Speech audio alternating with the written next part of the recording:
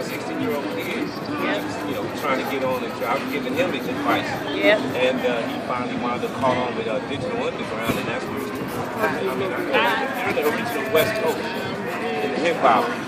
I know them and they know me. My name is still good in hip hop, so there's no career was never in shambles. I just walked away from the game. I can go back anytime I want to, but my love and my heart is in Skid Row right now. Got burnt out.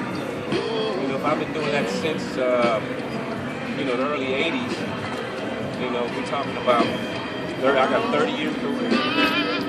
After, what was it, 25 years, I'm burnt out. So I wanted to do something different, and this is where I'm at now.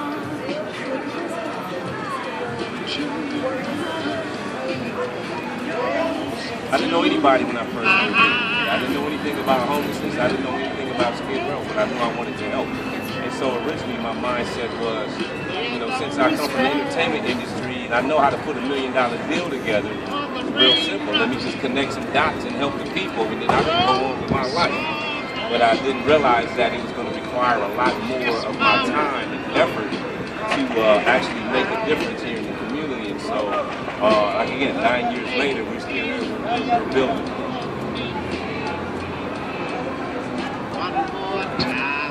August 2006, 9 years ago. Over 9 years, about 9 years, 3 months.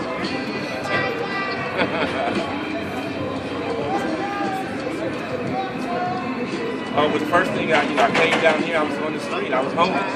You know, I reduced myself to a state of homelessness before I got here. Sold my car, sold it, you know, I gave away my clothes, nothing. I had 2 suitcases. One suitcase was full of clothes and one suitcase was like my drum machine. Because I need to stay connected to the industry, because you never know, the phone might ring and I might have to go to the studio to do so, because I didn't have a 100% commitment to Skid Row at that time. And so I figured I could just help out a little bit, and that would be more than what's going on now, because, you know, it's people all over the streets. You know, there wasn't the homeless encampments, but it's people all over the streets. LAPD was over-aggressive. And it just was a bad look for the community. I didn't see a whole lot of community pride. I didn't see a whole lot of respect. I didn't even see, even from the politicians, I didn't see them even acknowledging the respect that Skid Row has in the community. And so then that's when I realized I need to hang the music up and put that on hold for a while and, you know, really get busy as a community activist. Back then I didn't call it community activist, I was a helper. And so just helping people, I, you know, did whatever I could. There's no, you know, college degree, no master's degree. I have a master's degree in community activism. That doesn't exist. You just got to get out there in the trenches, throw your sleeves up and get busy. That's what I did. So, you know, I was fortunate enough that I need to see some signs of life, though, because if nobody wanted help in the community, then it wasn't going to happen. So there was a wonderful cat. My community activist mentor was a guy called OG. His nickname is OG, Manuel Benito Capito. That's right. And OG is, you know, a man, that dude was just a brilliant dude, genius. You know, and I learned a lot from him. I didn't even have an email address before I met that brother, because I wasn't on social media. In the entertainment industry, you know, you stay off the grid. And so you had to come on the grid, and you know, I had like literally no profile really on social media, no kind of presence before I became a community activist. And so then when people started figuring out that I was a hip hop dude, then all of a sudden my old albums, my old record, all this stuff, we started making a connection. So now, you know, there's a lot of people on Twitter.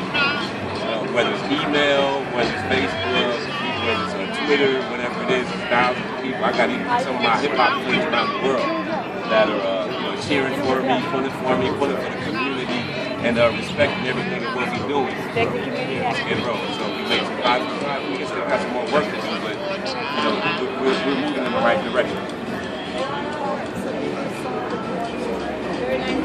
I just feel all of them.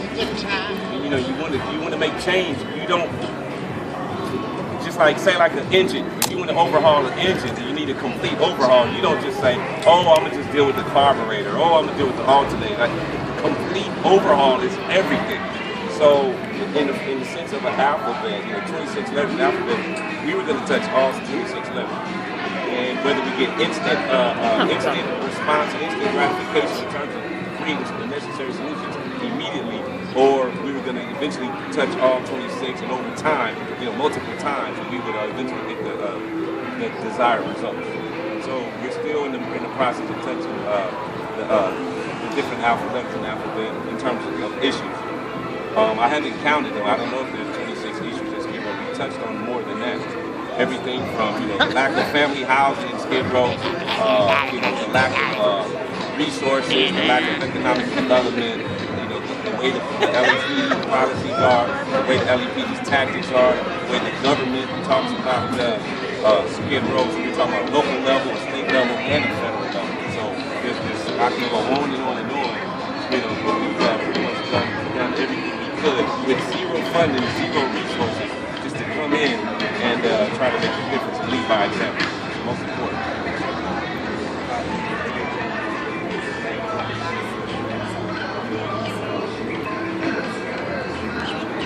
There's a lot of misnomers and misinformation online that people are making up about me. I got that name General Jeff in high school as a floor general on the basketball team, on the state championship basketball team. I don't know where this other information is coming from, but it's erroneous.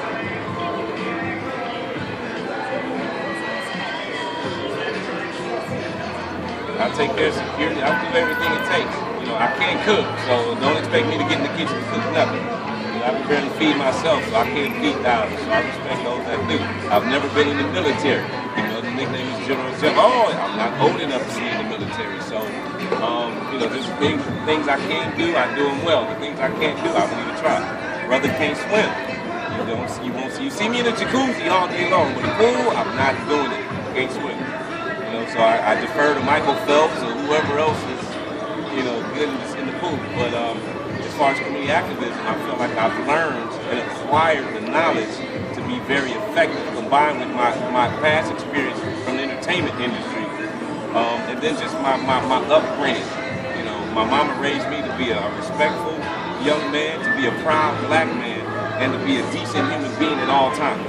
Can't nobody take that away from me. She was thorough about me being educated, and the education, no matter what plight or whatever the situation a human being is in, your education is key. So I'm very into education. I'm very big on education. So, there's a lot of lack here in this community based on that, and so I'm doing everything I can to improve that, but it's very difficult when on the state level, the education budgets are usually the first budgets to get, extensive cuts. So, to me, that's a dumbing down of the masses. And, all of a sudden that's going to lead to a lot of high concentration of people having disconnect with the actual school curriculum.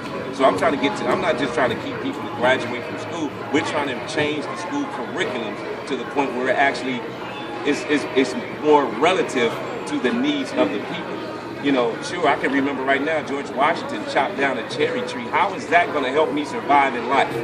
It's not. It's just tedious information. So my brain is overloaded with worthless information. It's great fun facts, but it's not going to help me survive in the streets. So when I talk about changing a curriculum, for example, majority of the people out there is going to have kids. Parenting classes should be mandatory when you're in school, not when children's services discover that they determine that you're a bad parent. So now they got to punish you to go to parenting classes. That should be a requirement. I don't understand that. So we have to change the curriculum. What are we doing here as a country? We're dumbing down the masses. And so now the high school, because of that disconnect, the high school dropout rate is high. Now the middle school dropout rate is increasing. Why are they dropping out? Because there is a strong disconnect to what's going on, what they're being taught, and who they're being taught by. And so we need more black teachers. If blacks are, if the prisons are filled with a whole lot of black men and black boys, it's because there's no black role models, especially in the schools, to teach them the curriculum in a way, in a manner that they need. It's no secret. The whites conquered this country. The whites set up all the rules, the laws, the Constitution, the amendments, all of that, the judicial system. So, even with Dr. Martin Luther King Jr., when he says he was fighting for equality, I have a problem with that. How is it going to really be equal if the laws of the land are 100% white-based? If it's going to be, my definition of equality is, okay, the whites make up 50% of the laws and the blacks make up 50% of the laws. We're talking about back then in the 60s. And so, and then the whites issue out 50% of the discipline, and the blacks issue out 50%. That's equality. But for blacks to have any type of so-called power when everything blacks do is underneath a white rule, that's not equality. It's not possible. It's incapable of happening. So what do we talk about as a people? And so that's where not only, so to come back down to Skid Row, the majority of the population of Skid Row is African Americans, black folks all over the place. So where's the NAACP? Where's the Brotherhood Crusade? Where's Urban League? Where are these so-called historical black activism groups? They're not anywhere, so that's why I'm here. It's people like myself. So I'll take the ridicule. I'll speak out against the police. I don't like the way there's no need to bully and criminalize homelessness. There's no need for that. We're human beings struggling, trying to survive. But we end up in handcuffs more than, it's more police per capita in this community than any other community across the United States. This is considered the homeless capital of America. And so I don't have a problem challenging the police on their policies, their tactics, anything of what their ideology. Everything. Excuse me?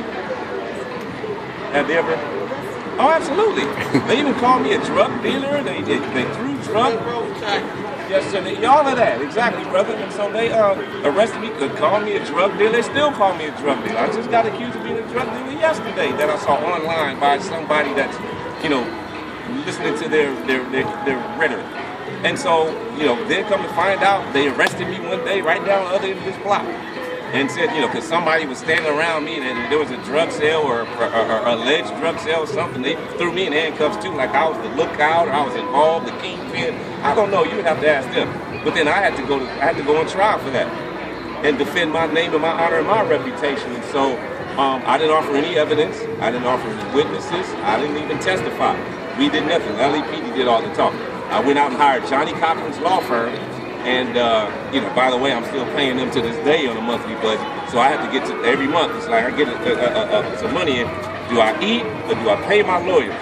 And I'm trying to pay my lawyers. I'll eat later. So, but, so the whole thing was during the case, the LAPD had to testify. So they had to admit under cross-examination.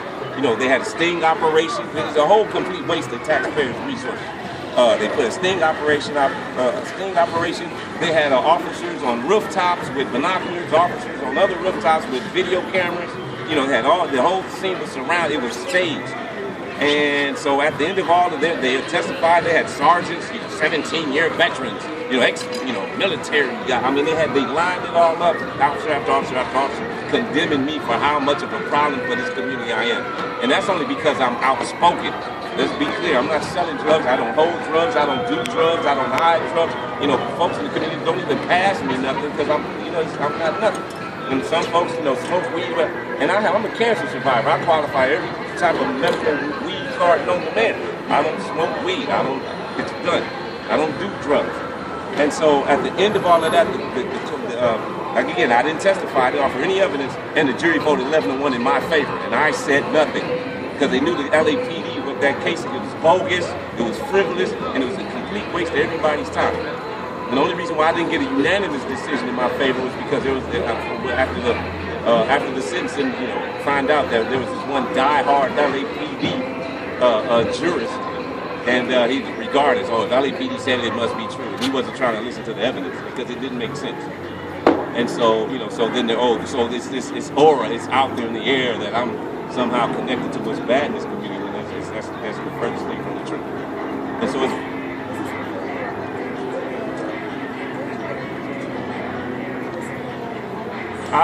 in 2008, became a city elected official through the Downtown Los Angeles Neighborhood Council, where I represent the Skid Row residents.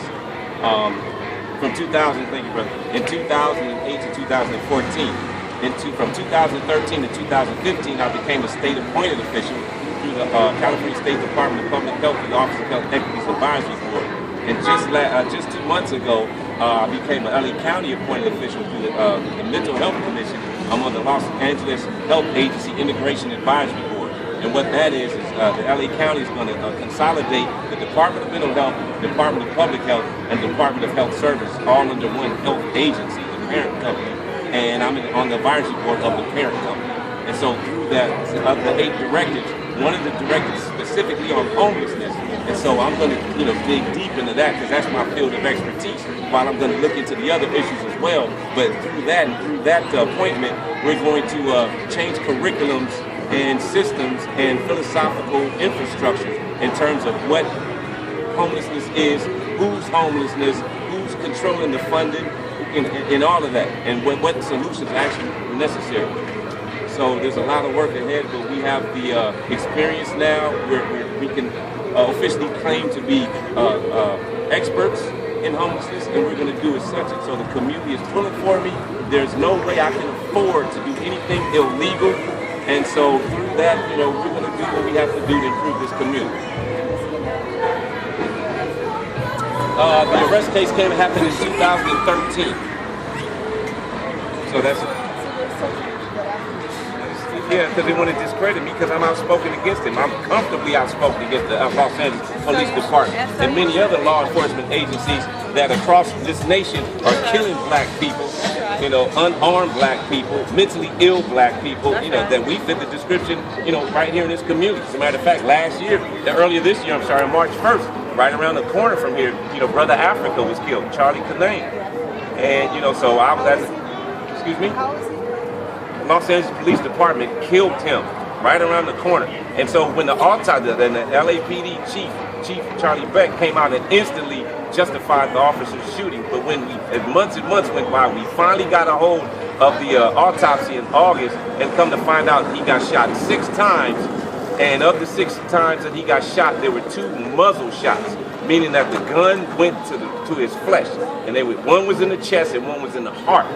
So those are kill shots. That's what we call them in the streets. So LAPD killed that man. That was murder. Wow. And there's nothing that they've done to against those officers yet. They're still running around here free on the streets. So yeah, I'm not afraid to speak out against them. As long as I'm breathing, I'm speak out against them, speak out against the federal government. It's inhumane conditions out here in the streets of Skid Row. They want to, I don't know who there's all kinds of billions of dollars in funding. Homelessness is $1 billion industry in America. This is the homeless capital of America. So you would think, in a $1 billion industry, the majority of the funding would be here. I look around, I don't see $1 billion in Skid Row. I'm standing in front of a mural project that we, the people, the community, the citizens of Skid Row, we painted ourselves. I got it on my t-shirt. We doing that with zero funding, the limited funding, donations. And so...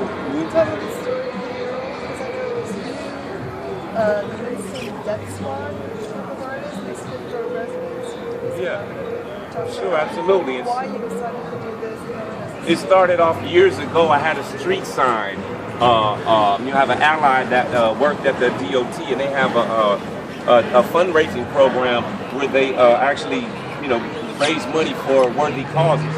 And so I happened to be there on other business. There's a business right here on the corner that was having a problem with, they would park their trucks to unload their wares that they, for the day. LAPD would give them parking tickets, and so they asked me to do something about it. So I went to DOT to get the green curb, loading and unloading, 20-minute, 30-minute loading zone in front of their business. So while I was there, I found out about this fundraising program, and I said, so I only had $15, so I got one sign, and so you can fill it in. So if they have the street sign or they have the street corner sign. So I chose this sign and filled it in. Skid Row, Skid Row. What is Skid Row city limit? They said population. I don't know the population, too many. 2,000. Elevation. 2008, and I chose 2008 because here in Skid Row, we started in 2007. The Skid Row residents started a positive movement, but it didn't begin to elevate and take off till 2008. So I felt that was appropriate. So a lot of people really don't know what the 2008 represents. And so, but that's the whole thing. You have to know somebody from this community to get the truth. So, that's the way we do it to pull people in. Because so now that's an iconic symbol of pride. Because just like people come from all over the world, they go to Hollywood to see the Hollywood sign. People come from all over the world to see the Skid Row sign. So as more and more people from around the world come see this, they're going to see the deplorable conditions, and that's going to automatically hold the politicians accountable. So now I can't paint. Every time I try to paint, they say I wear more paint than is on the wall. So I'm like, I'm not even going to do that. So I knew I wanted Skid Row residents to paint this, and I knew I needed to go up quick. So I got permission from the building's owner, very supportive of our activist needs here in this community. in our efforts. And so he gave the green light, and I reached out to a Winston Death Squad led by Steven Zeidler, and he had a crew already ready to go. And so that's the whole thing. We don't have funding, we don't have supplies. They did. And so I told him the concept, I told him the ideal, and he was like,